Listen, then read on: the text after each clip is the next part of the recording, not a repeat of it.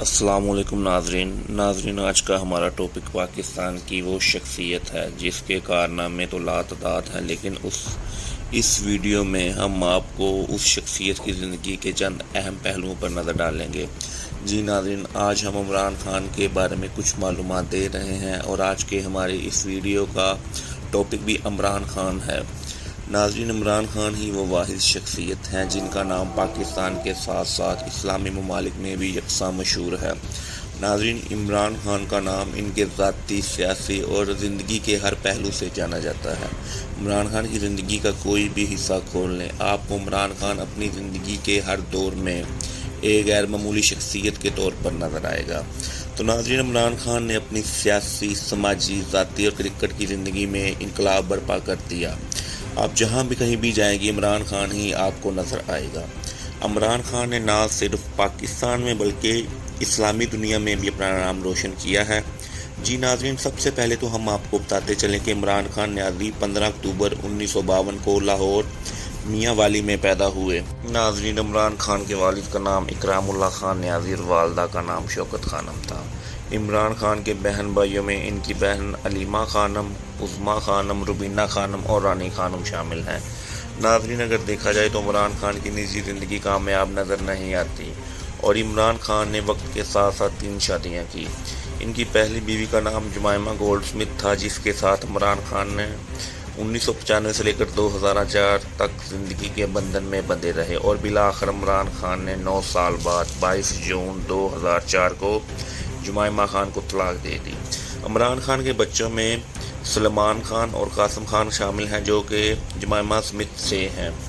ناظرین، جمائمہ خان کے بعد عمران خان کی زندگی میں ریحام خان آئیں اور ان کی شادی 31 اکتوبر 2014 میں ہوئی اور پھر یہ شادی بھی پروان نہ چڑھ سکی اور بالآخر 30 دسمبر 2015 میں طلاق ہو گئی۔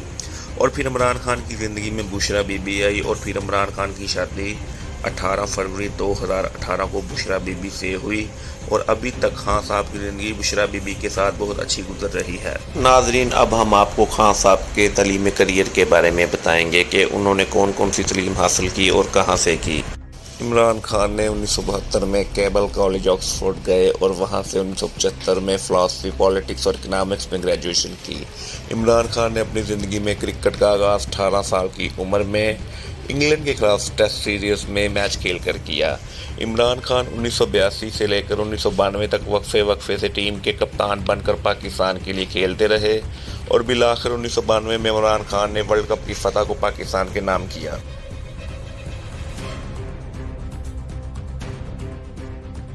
جی ناظرین، عمران خان نے 25 اپریل 1996 میں اپنی سیاسی پارٹی تحریک انصاف کو لانچ کیا اور بالآخر 22 سال کی انتھی کوششوں اور اپنے سیاسی زندگی میں بہت سے رجوع و زوال دے کر عمران خان نے بالآخر 18 اگست 2018 کو پاکستان کے 22ویں وزیر اعظم کا حلف اٹھایا اور پھر پاکستان کی قسمت کو بدلنے کے لیے دن رات ایک کر دیا۔ ناظرین، انہوں نے اپنے سیاسی کیریئر میں بہت سی اچیومنٹ کی اور عمران خان کی صلاحیتوں کو وہ تمام اسلامی ممالکوں نے بھی سراہا۔ ناظرین، عمران خان کی پالیسیوں کی وجہ سے ہی امریکہ کو افغانستان سے منہ کی کھانا پڑی اور امریکہ نے پاکستان کے ذریعے افغانستان سے اپنی فوج کو واپس بلوایا۔